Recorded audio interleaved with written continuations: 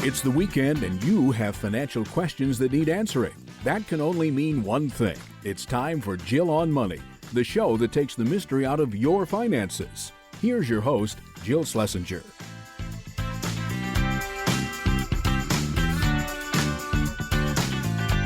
Welcome to the Jill on Money Show. This is the program that takes the mystery out of your financial life. If you'd like to get in touch with us, just go to JillOnMoney.com and click the Contact Us button. And if you'd like to join us live, make sure you check the box, and Mark will do everything else. Let's get the party started. We are talking to Jason and Karen, who join us from Hawaii. So what brings you guys to our airwaves today?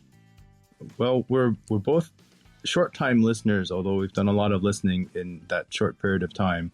And we just have some questions about how we're doing, maybe possibly a future home purchase, and a little bit of asset allocation. Okay, well, you're living in the wrong state to buy a home, but so maybe you'd like to move someplace else. Can I interest you in Louisiana? No. Okay. No. Tell us about what's going on for you. You guys both working full-time? I work full-time. My wife works part-time. Okay. How old are you, Jason? I am 49, 50 this year. Oh, that's exciting. And Karen, are you going to speak or are you going to let him speak? I'm going to let him speak. I'm listening, taking notes. Oh, I love that. I am the corporate secretary. I like that. And how old is Karen? 48. Okay. You got that right. So that's good. Do you guys have kids? Yes, one 9-year-old. Okay. And what's your combined income, Jason? Combined, it's about $500,000. Wow. Okay. That's a lot. And you rent because you said you want to buy a house? No, we own currently. We're thinking possibly of moving. Oh, okay. Tell us about the house. How much is it worth? The house is about $2.5 million. Hawaii prices, like you know, are crazy. I know. Do you have a mortgage outstanding? We owe $280,000. It's a 15-year mortgage at 2.125. You don't want to give that up, do you? It's a little tough. Okay. Well, what would we have to buy to make you happy? Essentially, any house in the state that we'd want to live in is pretty close to about the same price. Same price, maybe even a little bit more.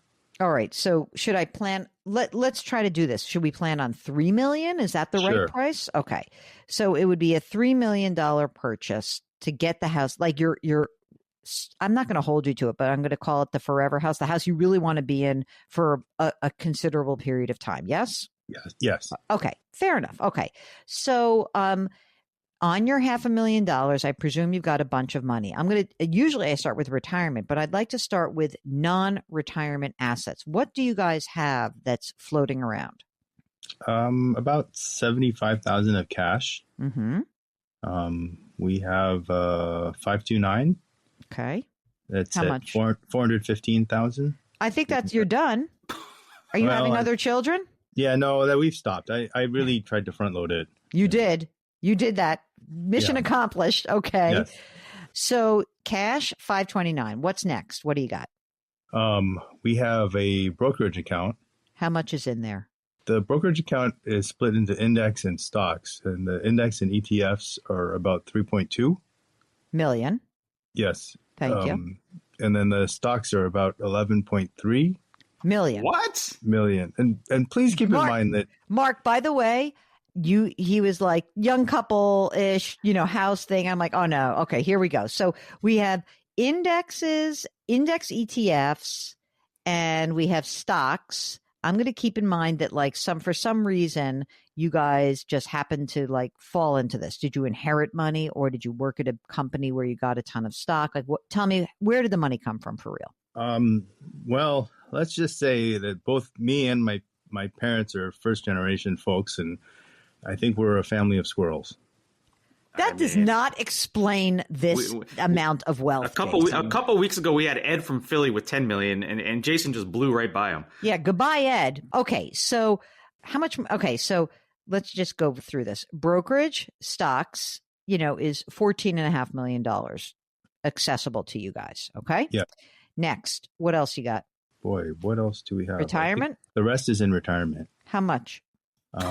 Tax deferred is 2.7. Mm-hmm. Roth is about 555. Okay. Million or 1,000?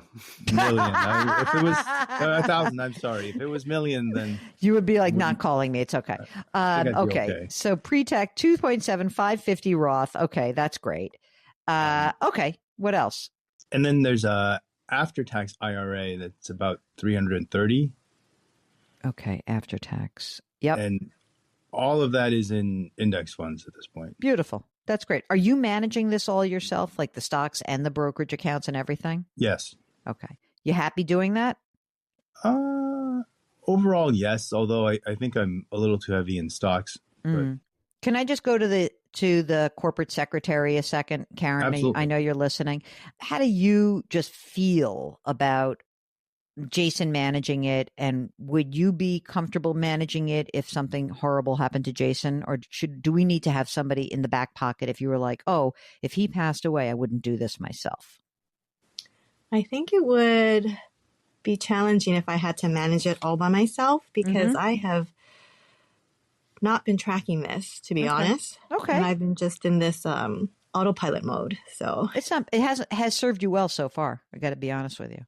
So listen, Karen, at this point, I'm going to say that you are both the corporate secretary and also the chief financial officer is Jason. But as the CEO, you can also say to Jason, we need a plan B if something happens to you, which is okay. So let's put that out there. So you got a chunk of moolah. Why are you hesitating about the house? I don't get this. Sell it and go cash out some stocks and move on. What's the big deal? I think that's the most reasonable, but we kind of get stuck between, should we try to keep this house and rent it? No. Potentially, there's the answer. No. Why are you going to do that? You're going to make your life more difficult? Why? You want to be a landlord? No. No. Sell the house. You're going to pay a capital gain on this house. Mm-hmm. What'd you buy it for? 930. All right. You're going to pay capital gains on it. Okay. So what? And then you want to reduce some of your stock position anyway. So in the stock account, the $11 million account, I presume everything has a big gain. Is that correct? Yeah, that'd be pretty accurate. Okay. Are there certain stocks where you have a very outsized position, like, oh, it just so happens that I bought NVIDIA 12 years ago or something like that, where you have a huge gain? It just so happens I bought NVIDIA about 12 years ago. Stop it, really? Yeah. I'm such a winner chicken dinner with that analysis. I'm so happy about myself right now. I would only be happier if I bought NVIDIA 12 years ago. Could I convince you guys? Again, this is, nothing bad. You're amazing, obviously. You make $500,000. I'm sure, of course you already coughed up the most important information, which is, I'm a first generation, and therefore you probably do not spend a ton of money. You have a ton of money. I can't imagine what you spend on an annual basis, but, if it's, you're putting away a lot of money. Do you think you spend $20,000 a month right now? More or less? Not even. We're probably 11 or 12. We'll get back to Jason and Karen in just a minute. You don't need millions to get on the air with us. Just go to JillOnMoney.com and click the Contact Us button. We'll be right back.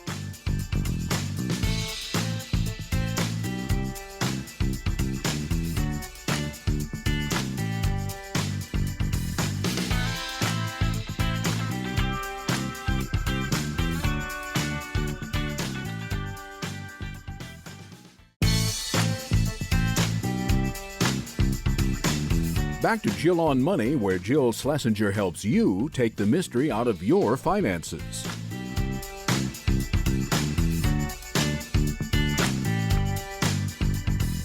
You're back. It's Jill on Money. We are here answering your financial questions. Let's get back to Jason and Karen from Hawaii. How much longer are you going to work? Well, that's the other question, and I don't really know. Okay. It doesn't matter. It could be a few years, it may not. You could retire tomorrow.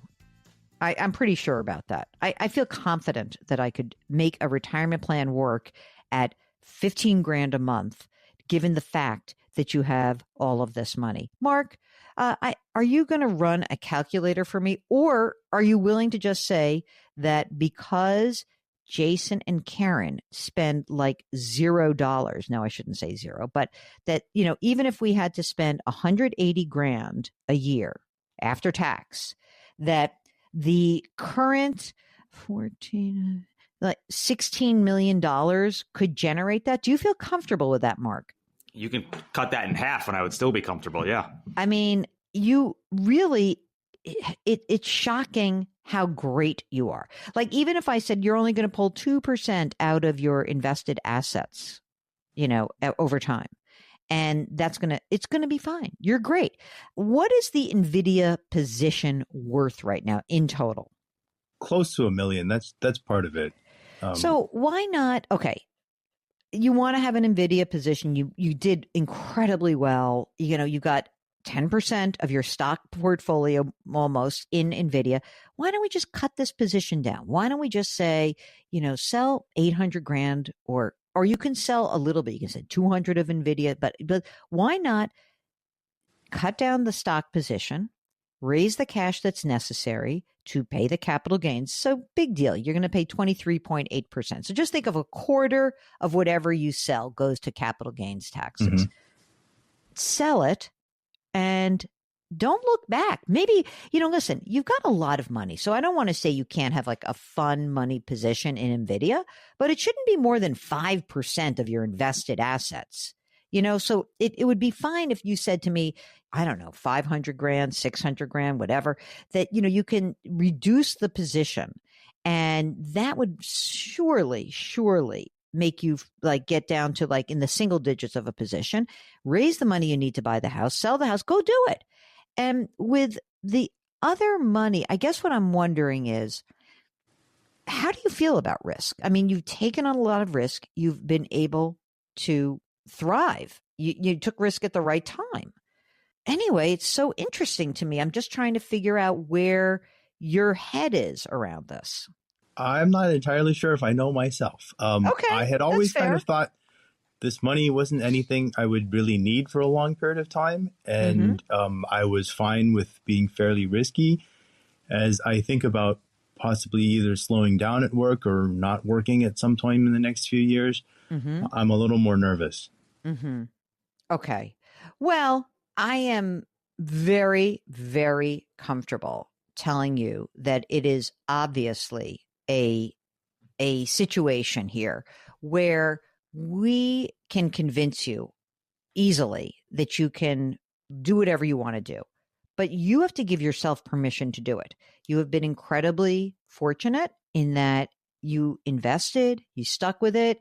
You probably, I imagine like in 2022, it must have been scarier. At the end of 21, the whole tech sector sells off. I'm sure was there a fear that you felt in that? I bought more. Man's a beast. I want to be Jason.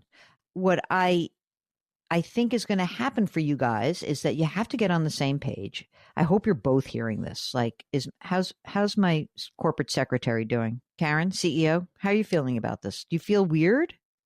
Definitely. Really uncomfortable. Really? But it's good, right? It's kind of like, it's good, right? It's good.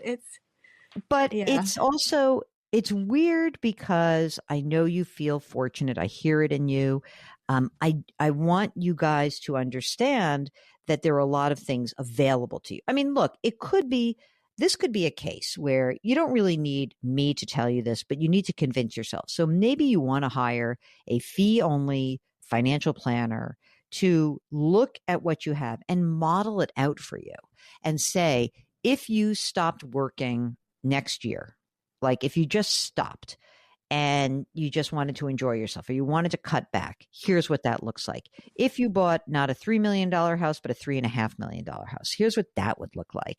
And, if you spent 5 or 10 grand today on that kind of a relationship, number one, I think it would be nice for Karen to have somebody that she feels like, okay, this is a human being. This is the kind of person I could talk to if God forbid something bad happened to Jason, but also to show you and prove to you that you can do whatever you want. I mean, it's an incredible situation to be in. I personally am I'm very wimpy. Mark knows this, that I wouldn't have all my money in stocks. I just wouldn't, because you already did the hard work. You've gotten where you've gotten. You already took the risk. Yeah. It's amazing. We're good. Why are we going to do more? And I wouldn't be afraid of paying taxes, so that's it. That's where I am. So I think it's time for you to make sure. And also, look, it's a ton of money at this point. Have you done estate planning? Yes. Great. Take your time, buy the house you want to buy, do what you want to do, but we need someone to prove that to you guys. And Jason, I know you know it on some level. Have you considered talking to somebody about helping you out with this, just in terms of the planning part, not the management of the assets? Yes. There's somebody available through work that we will talk to. I would do that. And I think that it is so important for you to do that. And I think that you guys are in incredible shape. I just want to see you take advantage of it and have fun.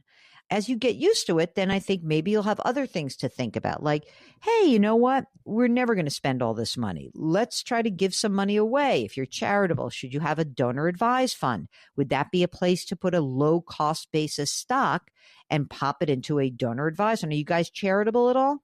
We would like to be.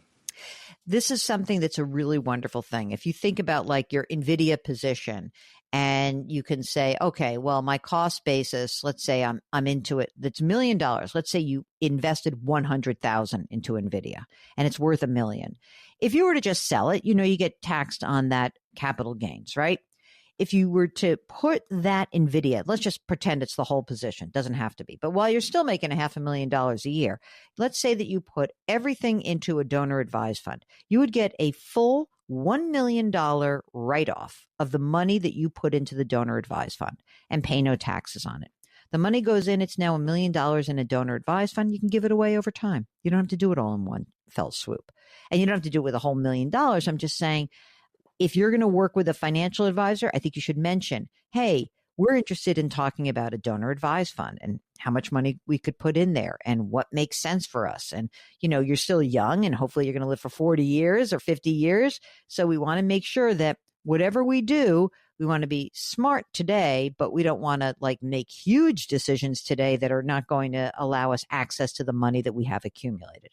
You're in amazing shape. Go buy a house. What kind of house do you want to visit, Mark? We have a house now in Hawaii. I feel good about it. Something with the little guest cottage on the exactly. On the water. Get that guest cottage going for us. That's going to be a lot more than $3 to $3.5 million. All right, so spend $4 million. Come on now. I feel good about it. What else can we help you with? You guys are in great shape. It's a position that we never really thought we would ever be in. It's very odd.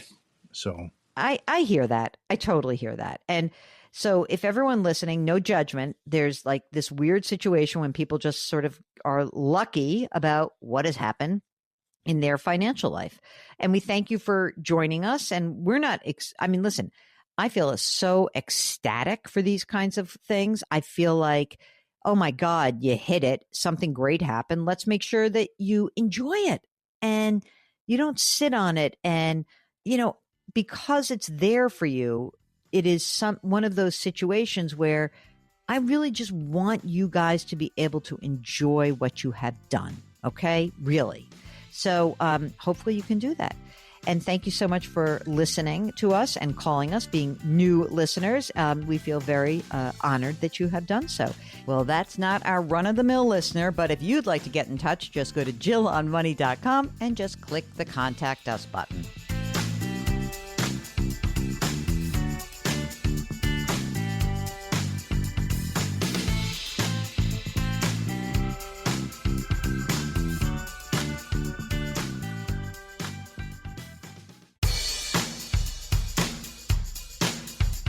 Do I invest here? Should I put my money there? Jill Schlesinger can help you. Back to Jill on Money.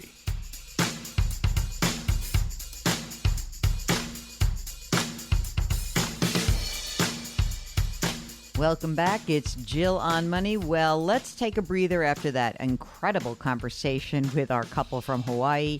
And just remind you that all of our content lives at our website. That's JillOnMoney.com. There you can sign up for the free weekly newsletter. You can always click the Contact Us button, and you can subscribe to our service called Jill on Money Live. That is where you will have access to quarterly live webinars. And the next one is coming up. Oh my gosh, you got to sign up right now.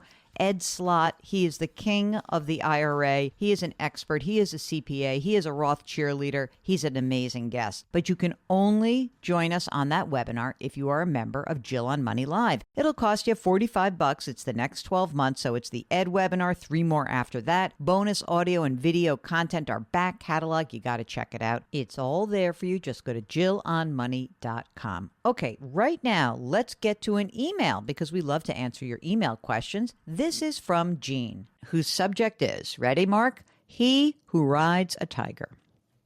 Hi, Jill and Mark. The whole saying is, he who rides a tiger is afraid to dismount. A significant amount of money in company stock has accumulated and has done very well. The value is half of my $1 million brokerage account.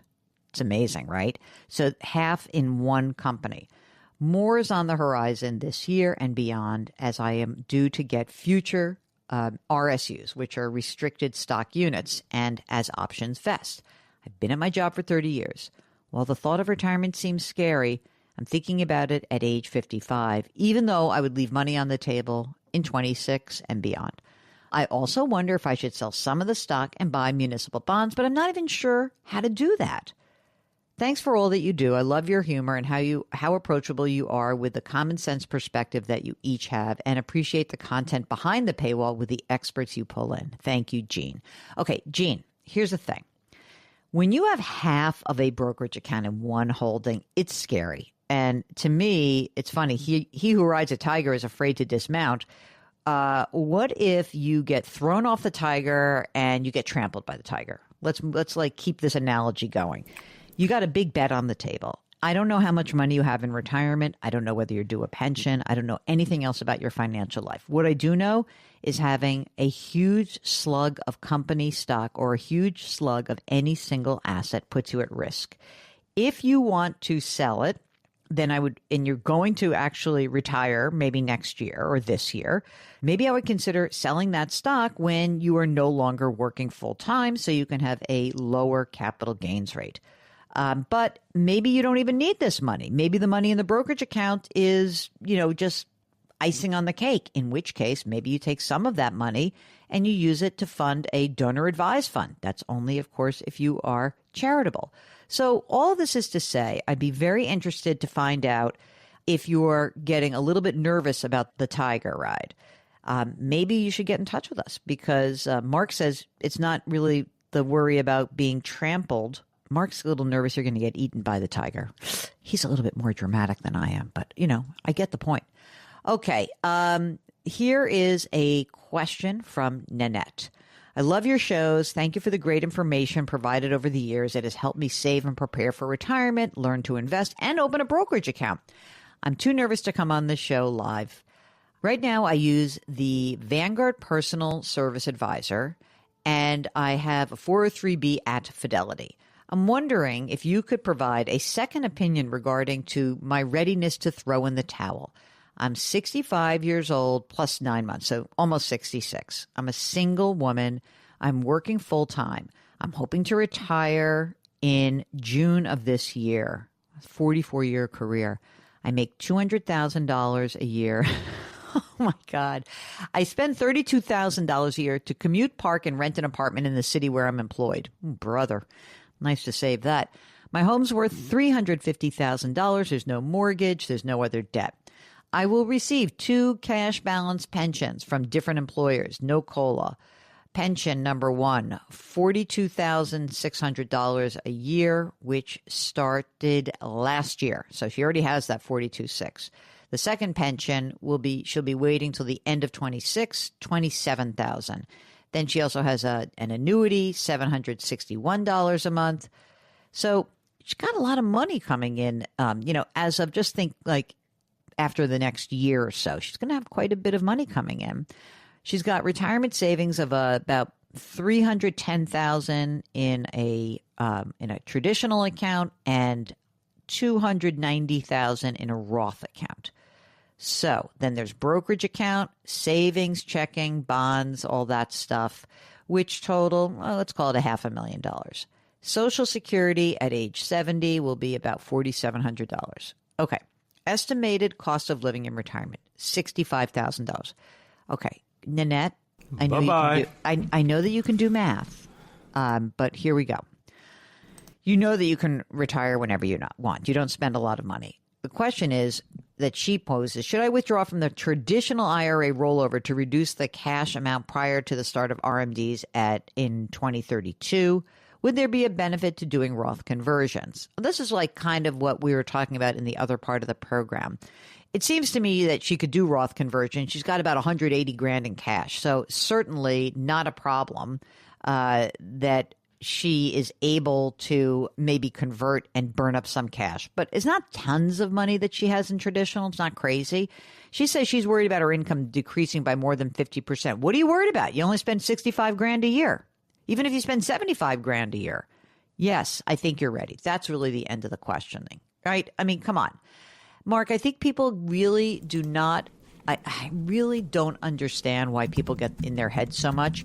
It really is about how much you spend. That's what you can control. So if you really are only spending 75 grand a year and you have 75 grand a year coming in income in various ways, shapes, and forms, you're good. And you got a little extra money. She's got more than that coming in eventually, right? Yeah, once she takes Social Security at 70, she's going to have $126,000 a year of guaranteed income. All right, so let's say she pays, I don't know where she lives, but let's say of that she clears out of the 126, she clears 90. All right, calm down. Maybe even 80. You got more money. You're going to be okay. Give yourselves permission, you guys. If you've got a question that's been bugging you for a while, just go to our website, JillOnMoney.com, click the Contact Us button, write us that note, and let us know if you'd like to join us on the air live by checking the box. Mark will do everything else. You're listening to Jill on Money.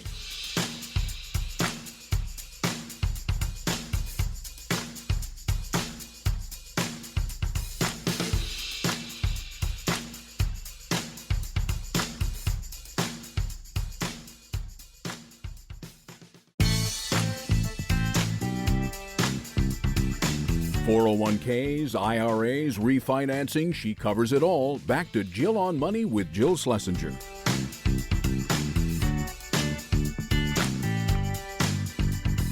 You're back. It's Jill on Money, and we are here trying to help you make better, less bad financial decisions. And we do that by answering your financial questions. So if you've got one, all you need to do is go to our website, JillOnMoney.com, JillOnMoney.com, and click the Contact Us button. Now, that's the email that we receive. And even if you're a shy person, I do encourage you to join us live. It gives us an opportunity to ask follow-up questions, get a little bit deeper in the situation. So don't worry. We can change your name. It's all okay. Again, JillOnMoney.com and click the Contact Us button. And I know that there are some of you out there who feel a little unsure about your own financial knowledge. And if that's you, or if you feel like that's someone in your family, I've got great news. We have a podcast that is called Money Watch with me, Jill Schlesinger. And this is a podcast that is really focused on anyone who seeks to enhance their own financial knowledge from me and Mark. You know, we're unbiased. We're seasoned professionals. We're not TikTok finfluencers for your kids, that is. And we're going to cover a lot of the basic building blocks that are essential to you if you want to take control of your financial life. I encourage you to subscribe to the Money Watch podcast. You can do that wherever you get your podcasts. And if you don't know how to do that, just go to our website and click the Money Watch podcast and you can subscribe right there. Okay, let's get back to this show. Right now, we are going to take an email. This is from Chris. I own about 2,500 shares of NVIDIA, which has appreciated 300 to 400% from my purchase price. This is just an investment. I don't need the money. By the way, it's like a $300,000 position. So, frankly, when there's price fluctuations of, 20 or 30 bucks, the gain and loss swings around. So here's what Chris writes. When it goes up, of course, I'm happy. When it goes down, I always think I should have sold before. I check 4 to 5 times every day what the price of NVIDIA is. Is this typical? Please let me know. Listen, if it is money that you don't need and it is really in the less than 10% of your overall investments, then you already made your bet with the devil. I think that what's funny about this is people who own stocks that are on moonshots or even crypto that's been on a moonshot, You're just reluctant to sell. So I don't know what to say. I don't really own stocks not to get out of them. And, it's different than saying I own the index and I'm just going to stay in it. But if this is just your fun money, maybe you should be thinking about every time it goes up by a certain percentage that you'll sell a little bit. And you can always keep some money on the sidelines. But I just find it odd that the discipline of selling is so much more difficult. So that is the behavioral part of what you mentioned, Chris. I think it's much better that if you are going to own individual holdings, that you should say to yourself, oh, okay, well, on the day after that, let's say NVIDIA tumbled. So this is a stock that reached, almost $150 a share. So the question is, at $150 a share, is that a stock you want to buy again? That's a really good way to test whether or not you should be selling. Or even if it went from 150 down to 120, do you say at 120, yeah, this is a compelling stock? At some point, you've got to ask yourself, what is it that would keep me in this position? Or why am I checking this 4 or 5 times a day? That seems maybe that you have too much in this one holding. Just my 2 cents. All right, this is from Patty. Hello, Jill. My husband lost his job at the end of January. He's 62 years old. Our health insurance was $300 a month, and now it's $1,200. Oof, that's a big one. Okay, Patty's retired. She's 64. And she just filed for her own Social Security benefits so that they could cover their health insurance costs. Oh, I don't know about that decision, but she's done it already, so I don't know if you can undo it. I think she can. All right, let's put a pin in that. So my husband is doing some consulting, but it's certainly not the 6-figure job that just ended. We have a healthy $4.2 million in investments. Are you crazy? Why is she filing for Social Security? Since the 2024 market was so good, we actually made $800,000. But I believe stocks are going to fall this year. Listen to this. Since we haven't seen this much growth since 97 and we're retired, we have to start withdrawing from our investments. I want to take $400,000 out of the gain and put into a high yield account with our financial firm so as not to lose it. We don't have 20 years to make up for a 40% loss or more. What are my thoughts? First of all, undo that Social Security filing. It's ridiculous. You've got $4.2 million, okay? And you're worrying about an extra $900 a month? I mean, this seems insane. This is a silly thing. Like, that is not a reason to file for Social Security. So let's think about this. Of your $4.2 million, how much is in stocks? That's my question to you. If you're telling me that you've got like a 50-50 portfolio and everything's balanced, that's fine. I wouldn't touch a thing. If your $4.2 million is all in stocks, then sure, I'd be thinking about whether or not you should be rotating into a less risky asset class, maybe like bonds. But would I go to cash? No. I would have 2 years of your living expenses in cash somewhere, whether it's the money market, a CD outside of this firm's management, just a bank, whatever. But I mean, this is insanity. I think they actually probably are all stocks, and she thinks they're going to lose the $800,000 gain. She thinks it's going to be wiped off the table this year. I love these projections. Oh my God, that is crazy. Unbelievable. So I know that the numbers are always crazy, but if you've got concentration in one holding and you're unsure about how to get out of it, just give us a holler. Go to JillOnMoney.com, click the Contact Us button, and check the box if you want to join us live. We'll be right back.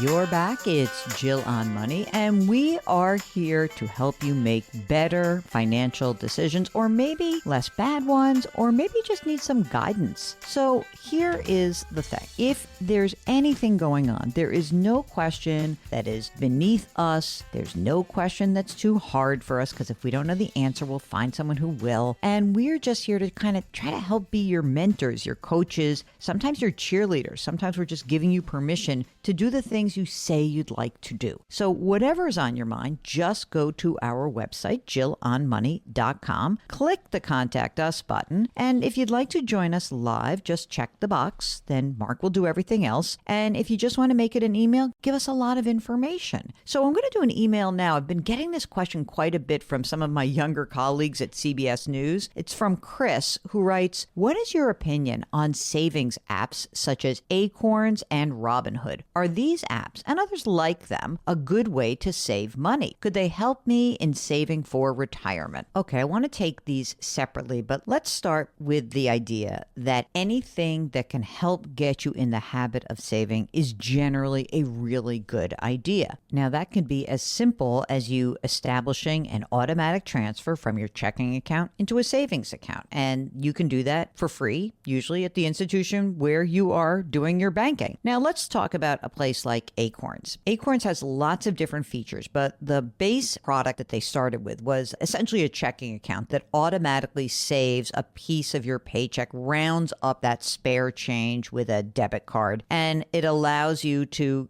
sort of consistently put some money aside. Of course, that comes with some cost, a few bucks a month to more if you wanted to go into an investment account. So it certainly can be helpful. I guess it's a question of what will get you on track. Robinhood is a different case. I'm not a fan of this app. I really feel like they've turned saving and investing into gamification and gambling. So I would just avoid it. I know Robinhood will never be a sponsor of the show. Oh well. Okay, that's it. That's the end of the hour. If you've got a financial question, just go to jillonmoney.com and click the Contact Us button.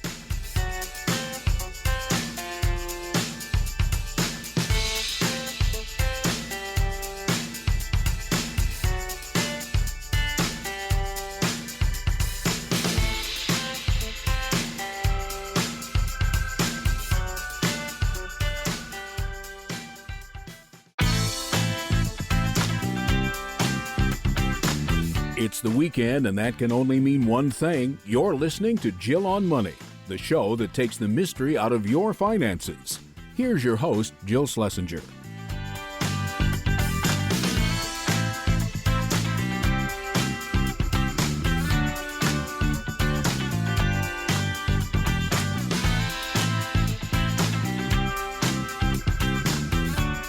You're back. It's Jill on Money, and we are here answering your financial questions. So if you have one, just go to our website, jillonmoney.com. In the upper right-hand corner, you can click the Contact Us button, write us a note, and if you'd like to join us live, just check the box and Mark will do everything else. Also on the website, you will see all sorts of fun content like the weekly newsletter. You'll see that I have a blog. You'll see that there's actually a link to this show, so if you've missed any part of it, you can just go there and listen. And of course, we've got podcasts. We have two podcasts, actually. One is our Monday through Friday Jill on Money podcast, kind of a similar format to this radio show, but in a bite-sized format. Okay, we also have the Money Watch show, and this is a program that I am actually so excited about. We drop our episodes on Saturdays and Sundays, and this is a bit of a passion project for me and Mark, because on this program, we are hoping to provide the essential building blocks to anyone who wants to take control of their financial lives. Maybe that's you. Maybe it's someone in your family or some of your friends. And of course, like this show, we incorporate listeners into the show. We provide them with guidance, but it's non-threatening, and it's a way to enhance your knowledge from unbiased, seasoned professionals. Yes, me, Aunt Jill, I'm that old, and not some sort of weirdo TikTok finfluencer poser. So you can check out Money Watch, the podcast. Just go to our website, jillonmoney.com. Okay, right now, let's talk to Joy, who's on the line from Southern California. Before we got on the air, we just made sure that you were safe from the most recent round of fires, so that's good.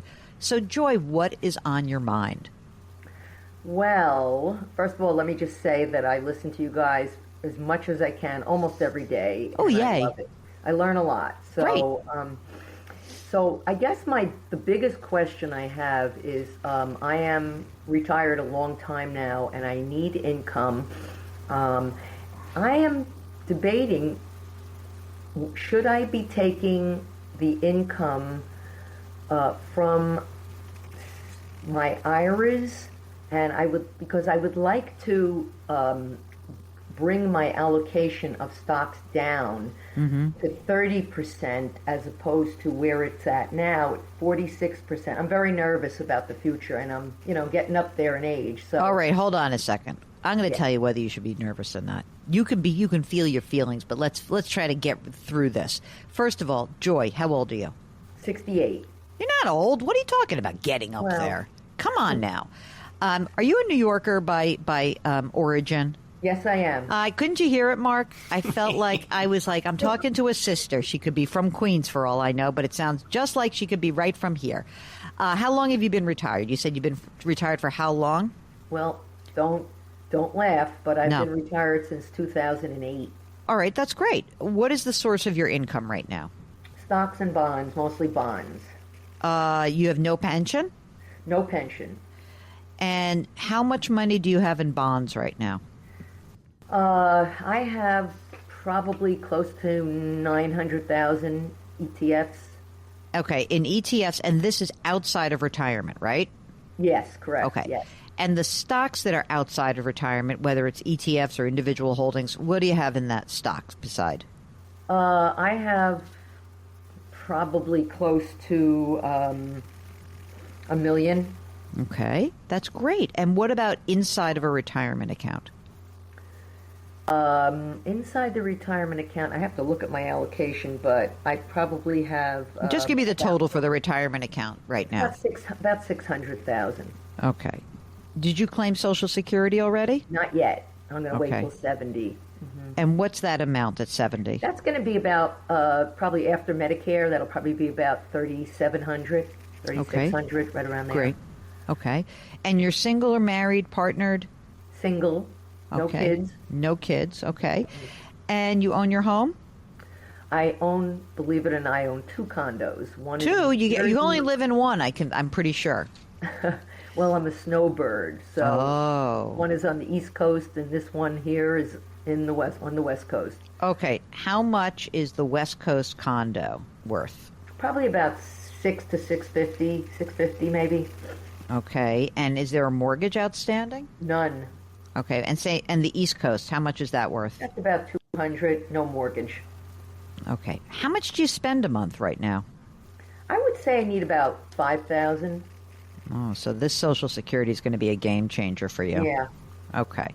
So, and in your retirement accounts, it's all pre-tax. There are no funds right now that you have that are Roth funds, right?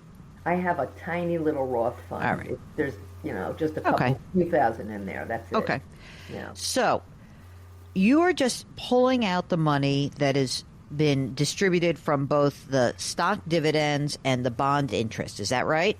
Mostly, if not all, from the bond interest. Yes. Okay. And you have not pulled any money out of the pre-tax retirement account yet, right? No, I haven't. So right now we have to wait till you're 70. So we have 20. So let me just make sure I understand just timeline wise. We have 2025 and 2026 where we need to have this $5,000 a month of need for you net to you. Is that right? Yes. Okay. So it's just these 2 years. It's very good. Okay. Yes. That is actually makes it a lot easier. Because once you get to Social Security and you have that money coming in, you're golden, right? Yes. All right. I do. As long as you know that, okay. So right now, if I were to look at the taxable income that you have from both the stocks and the bonds, I don't know whether you own California municipal bonds or other bonds in those ETFs, but what has your tax return been looking like over the last couple of years? You mean the amount I've made or the actual return? Made. Well, I actually looked this year. I did one thing that I shouldn't have done. Uh-oh. I know. I took $100,000 of stock out, Yeah. and it's going to add to my income for this past year. For 24. For 24. So, Okay. That's not a problem, though. yeah, so I think the capital gains on that were 49,000. So I have to add that to about 77,000. So adding the 49 to the 77. That's Okay. What yeah. Okay, but we're not going to worry about the 49 because you're not going to do that particular thing again. Right. But here's what I think you should do. I think you should stop taking money out of your stock account. I think you should stop doing that. And I don't think you should sell anything right now either, by the way. What I think you should do is for 2025 and 2026, you're going to do the same thing. You're going to have taxable income, okay? It's not going to be that much. You're going to pull it out of your retirement account. You're going to take $100,000 this year. You're going to take $100,000 next year. Oh, okay. All right? And you're going to pay at the 22% bracket. Maybe it'll be 24. Yeah. Okay? We'll get back to Joy in just a minute. You're listening to the Jill on Money Show, and we will be right back.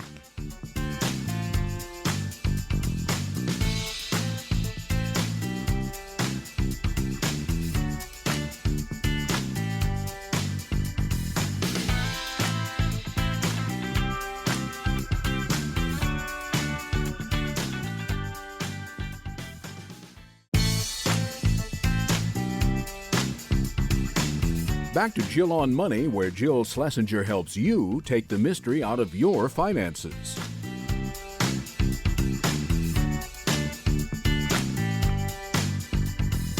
Welcome back. It's the Jill on Money Show. It is the program that attempts to take the mystery out of your financial life.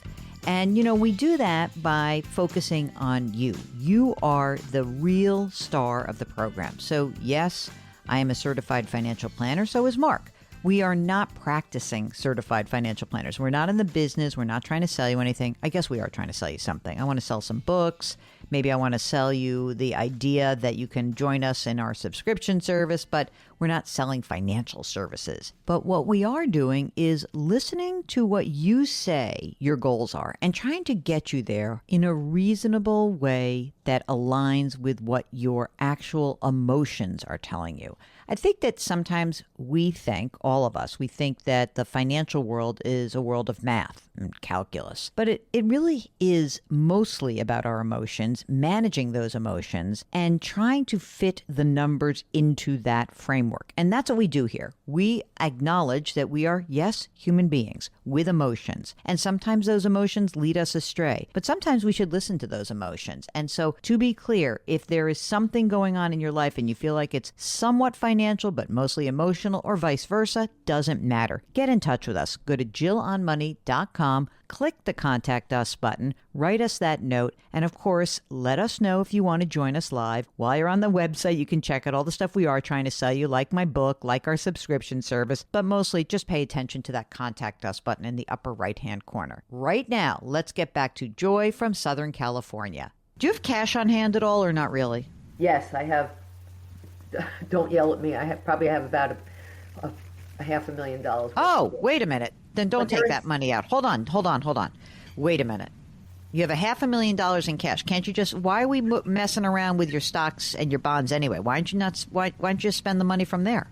Most of it was an inheritance, and I put it into CDs. So, how do the CDs come due? What's happening with it? They'll be due, maybe towards the end of this year. Can't you break one of these and pay a little interest? Who cares? I guess I could, yeah. Why not? I think you should be living on the cash for the next 2 years. Forget about that previous advice. I'm a dope, okay? Don't do that because you didn't tell me about your cash stash. I think you should use that for the next 2 years. And I would not worry about anything, but what I would do is instead of starting to mess around with your allocation of the stocks and bonds right now, change it in the retirement account. And go heavier on income that's in the retirement account if you just want less risk. Because right now you're like 50-50 stocks, bonds outside, okay? Yeah. Inside of the retirement account, go like, I don't know, put 60% in bonds and 40% in stocks. or if you're really nervous, go 70-30 in there. And reduce the volatility of the account.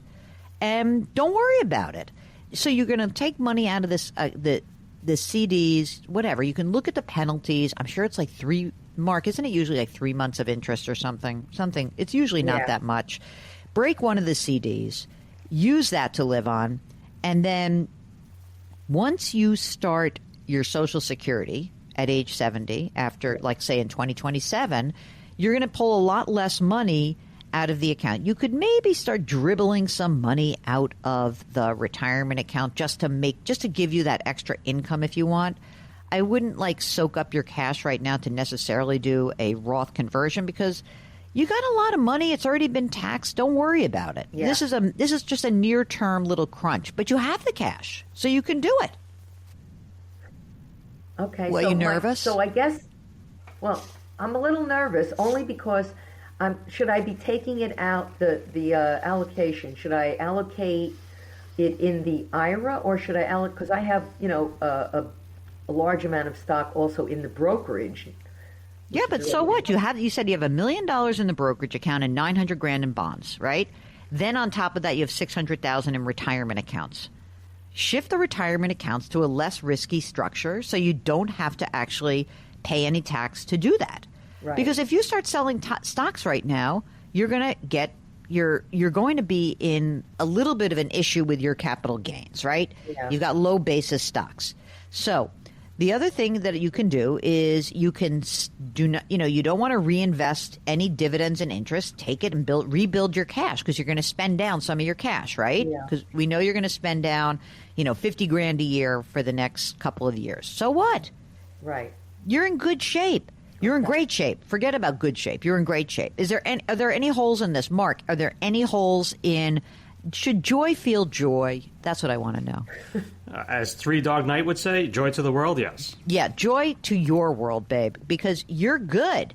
So the thing is, a lot of times when you say you want to reduce your allocation, you can do that very easily, simply in the retirement account and not trigger any capital gains. See, that was the question I always wondered about because you're reducing your stock allocation in your IRA, but that's the place where it should be growing, I thought. And then doesn't matter. You got so much money. What do you care? Yeah. You got so much money. Who cares where it's growing? It's growing everywhere. You can't help yourself. You're going to die with a lot of money. I hope you have very nice, either grown friends who you can leave money to or great charities. Are you what are you going to do with all this money? You don't even spend anything.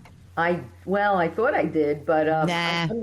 I don't know what I'll do with it. I guess I'll leave some of it to charity and some of it to my niece and nephew. All right, listen, if you're charitable, once you get through your retirement, okay, once you get to that age 70, another thing that you can do with that retirement account just to kind of move things along, there's two things if you're charitable. One is you can do something called a qualified charitable distribution. If you give money away, like if you're charitable right now, do you give money away on an annual basis, do you think? I haven't yet. All right. Well, find some charities. You can give away some low-cost basis stock. You can just give it away. You can make a qualified charitable distribution. You can divert money from your retirement account and send it directly to a charity when you're over the age of 70 and a half. So what I am going to challenge you to do, Joy, over the next couple of years is see which one of your nieces or your nephews sucks up the most to you. You can reward them. And number two, you're going to go find some charities to try to actually give some of your money away and do it tax efficiently.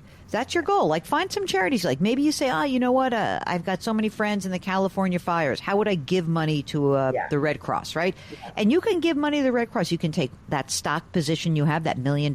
You can say, what's the position where I've gained the most? Let's just pretend, I own Microsoft at $1 a share. You could say, I'm going to give some of that money straight to the Red Cross.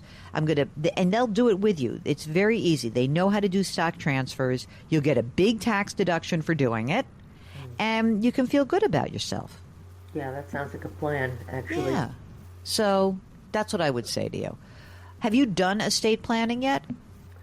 I just have a will, and that's really it. I'm not sure if I need a trust for, maybe having two homes or... Well, I think what the thing is, in the will, does it say you have like a couple of nieces and nephews and that's where it's going and that's that? You know what? I think I just had put those on my accounts, in my Vanguard The transfer account. on death and then Yeah. maybe the retirement as a beneficiary. In your will, you need to actually say, hey, I'm just going to say, like, pretend that Mark and I are your niece and your nephew, right? And you say, I'm going to give, in my will, whatever, of course, whatever moves by beneficiary, retirement account goes by beneficiary, all the other stuff, the stocks, the bonds, you should have an account that's labeled a transfer on death. It should be called transfer on death. And then you label who you want it to go to. But then you've got these condos. You have to leave that to somebody. Yeah. And that happens in the will. And that's it. Okay. That's good. But you should have a healthcare proxy. Yes, you I should got have all that. all the. All right, good. As long as you have that, that's good.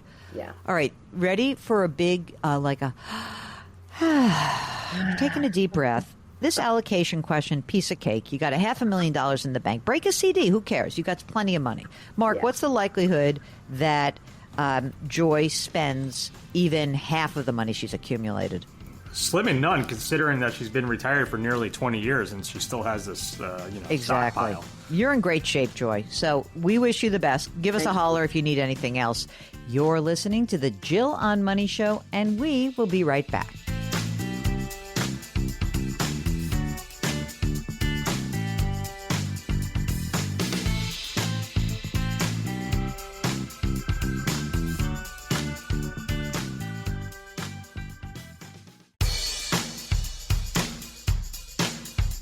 Do I invest here? Should I put my money there? Jill Schlesinger can help you. Back to Jill on Money.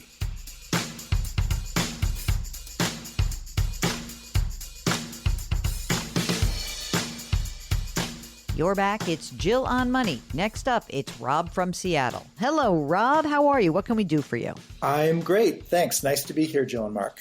Excellent. What's going on? Well, I am thinking of retiring early about a year from now. I'm 56 years old, and I'm wondering if I can pull this off. Okay. Well, let's see. Are you married, single, partnered? Single, no kids or anything like that. Boy, these singletons with no obligations, the world's your oyster, man. Of course, as I like to say to my sister about her kids, she's like, oh, you have so much freedom. I'm like, yeah, but I'm going to be old and alone and no one will take care of me except maybe Mark's son. That's why I'm going to try to really suck up to him as I get older. So, Rob, you're working now. How much do you earn? $108,000. Are you going to be entitled to a pension? No. Have you squirreled away a ton of money because there's no college education or no kids eating up all your money? What's going on in your savings? I've saved a reasonable amount of money, I think. I didn't get started, the earliest, but certainly within, the last 10 years, I've been squirreling away a lot more money. Okay, so do you have money in retirement accounts or non-retirement accounts or both? In retirement accounts, I have in my 403B, I have $625,000. Pre-tax, right? Pre-tax. Yep. Okay. Outside of my employer retirement account, I fully fund a Roth. Okay. And I have $135,000 in that. All right, great. And any brokerage accounts? I don't have any brokerage accounts. Savings, like boring, safe money. Boring, safe money. My bank account floats between $4,000 and $8,000 a month. Okay. When I retire, I will be able to cash out a certain amount of my sick time and put that into an HSA, which would be about $24,000. Okay, wait. Sick time to an HSA, $24,000 at retirement. Okay, got it. Regardless of when you retire, right? Yes. Okay, got it. Anything else, like do you have rental property that you own? Any other way that you will have income in the door if you were to retire early? I will inherit part of a wheat farm. What? Yeah. That's my mom's side of the family. So I have one brother, and when my mom passes, my brother and I will inherit. Not big. Okay. You know what I'm thinking. I have like a vision in my head of those like massive plots of land in the middle of the country where, I just think that's all you. What's the wheat farm worth right now? It's not a big operation. My guesstimate is that I would probably get about $10,000 a year. Okay. But you wouldn't sell it? Like, does it have some value beyond that? It has value. It's dry land wheat farm. I don't know what the value of it would be. I wouldn't be that inclined to sell it because it's been in the family. I mean, I'll be the fourth or fifth generation. Well, then what happens to it with you? You've really shirked your responsibility. You have no heirs. Yeah, Does your brother have heirs? No. What? We are not farmer kids. Oh my God. The wheat is farmed for us. Okay. All right, whatever. 10 grand a year. That's going to be like a tiny bit of money. So yeah, I've got a condo. How much is it worth? About $525. I owe $200, and my plan would be to sell it. And I think I'm estimating fairly conservatively, but I think I would net $250 out of it. Okay, and that $250. What would you do then? Like, what's our game plan? If in a year, if you say I want to retire, right? Next year I'm done. And you sell your condo and you got $250 grand. What happens next? Move to France. Ooh, you're talking of something fun for us. So if you were to move to France, have you investigated this? Like, where would you move? All right, and also, do you have an EU passport for any reason? Is the other side of your family not wheat farmers, but, I don't know, French winemakers? Do you have any EU passport possibility?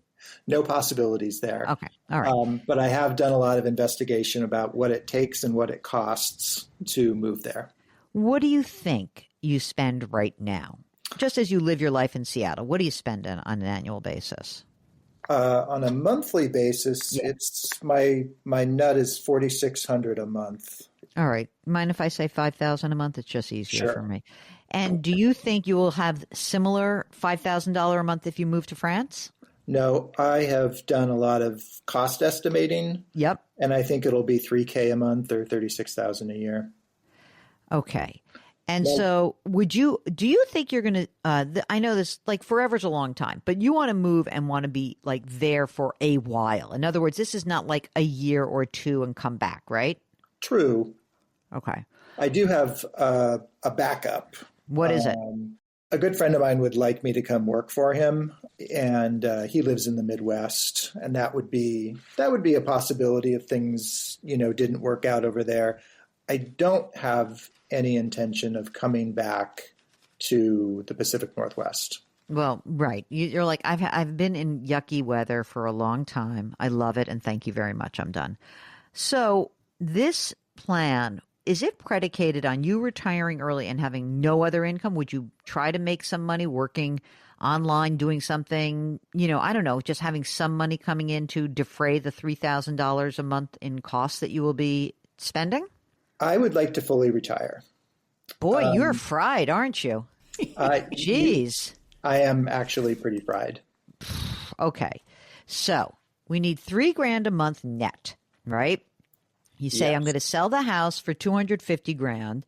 So we know that you're kind of set there. So is the game plan that you would say, I'm just going to, figure it at, so 57. So for, let's say 3 years, we need to get 40 grand out of that account, right? 40 grand each year, just so you have a little extra money. And so that way you're kind of having, like the condo proceeds, you're going to use half of those proceeds in the first few years before we get to the time when you can access your traditional 403B. Is that about right? I do have a rule of 55 thing going on here, so I can pull from my 403B. On the other hand, why? I mean, I'm just saying, because you have that big chunk of money. Yes. You're not going to invest it. Do we need to have that as, like, what amount of money must we leave in cash just to, like, chill out? I would like to retain that as cash or equivalent. Mm-hmm. Just in case. I plan on renting for a year, just to kind of see if this is really going to stick. Mm-hmm.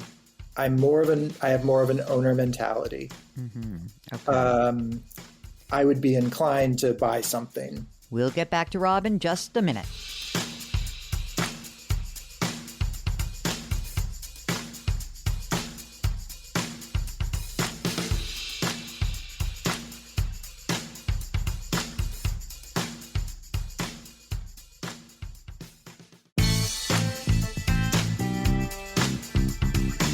.401ks, IRAs, refinancing, she covers it all. Back to Jill on Money with Jill Schlesinger.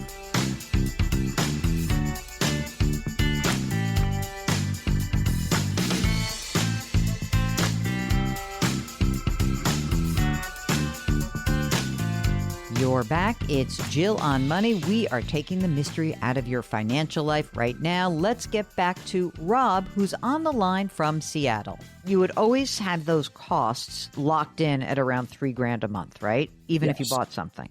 Yes. So then if you invoke the rule of 55 on the traditional 403B, you would pull the money out that you need. So let's say each year you're not making any money, so it's like not that big a deal. You could pull out 50 grand, 60 grand. I don't know. It probably is 50 grand for you, and that's about it. And pay the tax that's due and live on the rest, right? Yes. Okay. Now, yes. Our fancy employer uses one of the big companies as our administrator, and they have this fancy software system that is a Monte Carlo based system. Love the Monte Carlo. Based on the things that I've told you now, minus the condo, that's not in that system. Sure. They say that in a significantly below average market, I could pull out $4,749 $49 a month, or in an average market, $5,100 a month. That seems kind of high. It seems high to me. I would err. The reason why that works is if the market's going up, but if you're in a downdraft, then it's also saying like you should actually take out less money, and I don't think you want to live that way. Yeah. So I agree over time that's true, but I wouldn't do that. I wouldn't start with that as my premise. Okay. So I would be more like $4,000 a month is what I would start with. Okay. Okay. And that's how I would start. And $4,000 a month should do it. Now you're going to pull money out. And at some point you're going to, plow through this money, right? Mm-hmm. The traditional 403B is going to be gone. So here's what's going to happen. Let's say over 10 years, you're retired, right? 10 years, that account is done, the 403B. So you don't even get to required minimum distributions, but you're going to exhaust that account just for fun, okay? Yep. You'll still have your Roth, and you'll still have your HSA, and you'll have either a bunch of money that you're like, oh, I never found anything I really liked. I'm a long-term renter in France, and the $250 we would have probably invested some chunk of it. Or you'll have something you own, but you're still living in at that same level. What's your Social Security benefit at age 70? At age 70, it's $4,000 a month. So it's pretty close. You know what? Here's what I think. I think this is tight. I don't know what Mark thinks, but I mean, it kind of sort of works if everything goes great. If anything goes wrong, you are going to have a problem. And so what is the thing that could go wrong? A year from now, you're retired, everything is great. You're like, oh, $3,000 a month is what I thought. But then actually we have some strange situation in Europe where there is inflation again, and your costs are more like $35,000, $4,000 a month. The markets have collapsed. You're freaking out. And now you're like, I don't want to plow through my 403B. So that is one piece of it. The other piece of it is that you're really young and you could live a long time. So, Mark, what do you think? Do you think this is a doable plan, or is this a doable plan for now until what do you want to do with this? This is a toughie one for me. Yeah, I mean, I certainly wouldn't do it under your scenario. I would not be draining those retirement accounts. I'm not saying don't do this, but if you're going to do it, the way I would do it is you sell the condo, you have those proceeds, you use that money to get to France, to live, to do what you want to do for the next 1, 2, 3 years, see if this is going to work. You leave your retirement accounts alone and let those continue to grow. That's the way that I would proceed. And then you figure out, okay, I'm going to stay in France, or I'm going to go work for my friend in the Midwest. I mean, look, there's the thing that I think is smarter about doing it is you can do all the research you want until you're there and living on the ground, and you don't know really what's going on until you're in it. Mm-hmm. So, I mean, I don't have a problem, though, Mark. If he wants to just do, try to take $4,000 a month out of his 403B, you don't have to do it $4,000 a month forever. You can do $4,000 a month for a year and see where you are and preserve the possibility, because maybe that $250 he's going to need to go move back to the Midwest. I do think for you, you're so young. If you're willing to take on this risk, you've got to decide which risk scares you more. Not having the cash or starting to reduce your 403B. Is there any way that we can get you to kind of delay this for a year or two so that you can beef up that savings even more? I could. I mean, my employer doesn't want me to leave. So Would your employer be willing to have you work remotely from France for a while? No. Wow. That was my choice there. You know, it's too tight for me. Okay. I've outlined the risks for you. If even if you just delay till you're 59, just a couple more years, I think it really does work better. In that environment, I would start stockpiling a lot more cash. And I would also find out what this wheat farm situation is all about. Because if maybe you're wrong, maybe it's like not 10 grand a year, maybe it's 20 grand a year for all you know. True. We want to incorporate that. We're wimps. Yeah, No, I hear you. I share the same concerns, but I want to make a change in my life. Well, then move to the Midwest. No, we're not saying don't do it, but it's it's just not a slam dunk. Yeah. Exactly. Yeah. But if you do it, we want pictures. Right. Exactly. And we wanted the address. And an address, yeah.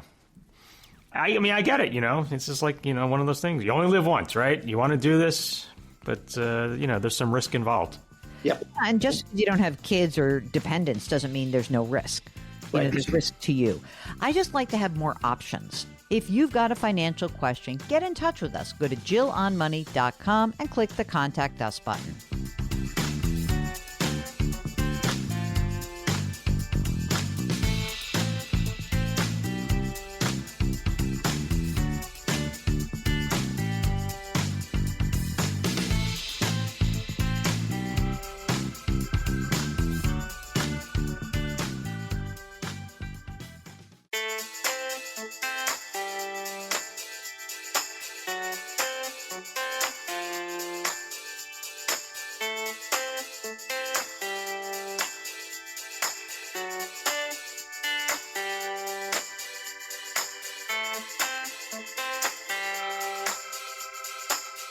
You're back. It's Jill on Money, the program that is trying to help you better navigate your financial life. If you've got a question, just go to our website, JillOnMoney.com, and click the Contact Us button. Let's conclude the program with an email. This is from Terry, who writes, my current financial advisor has increased their fees. Now I'd like to move my rollover IRA to a self-directed account. I've managed my 401ks and the performance has been as good or better than the paid service. I'm retired. I've got 2 401ks. One is very small and the rollover IRA. I'd like advice on how to move the rollover and suggestions for funds to invest in for a 60-40 portfolio mix. Okay, Terry, so let's do the nuts and bolts first. You have to decide whether or not you want everything in one account. I kind of like that for ease of management. So ideally, what you would do is you would select a place where you want all of the retirement money to live. And I tend to lean to those places that offer cheap index funds. So that would include T. Rowe Price or Vanguard or Charles Schwab or Fidelity or E-Trade. And when you actually go to do this, you will have a direct rollover. The IRA rollover will move into this new account, but then move the other 401k assets over as well. That way it's all in one place. Once it's there, to achieve that 60-40 portfolio, it's pretty easy. You pick a stock index fund, an international stock index fund, and a bond index fund. Depending if you want to go a little bit broader in asset class, you could add a real estate fund and maybe a commodities fund, but each of those would only be about 5% each. And then you go ahead, invest the money, then you can rebalance once a year, maybe twice a year, and call it a day. If you have follow-up questions, of course, get back in touch with us. Well, that's it. That's the program. Boy, I can't believe how quickly it went by. Our music is composed by Joel Goodman. Mark Talercio is our executive producer and king of all things web. Don't forget, lift someone up. It's going to make that person feel good. It's going to make you feel good. Change your work, change your wealth, change your life. Thanks for listening. We'll talk to you next week.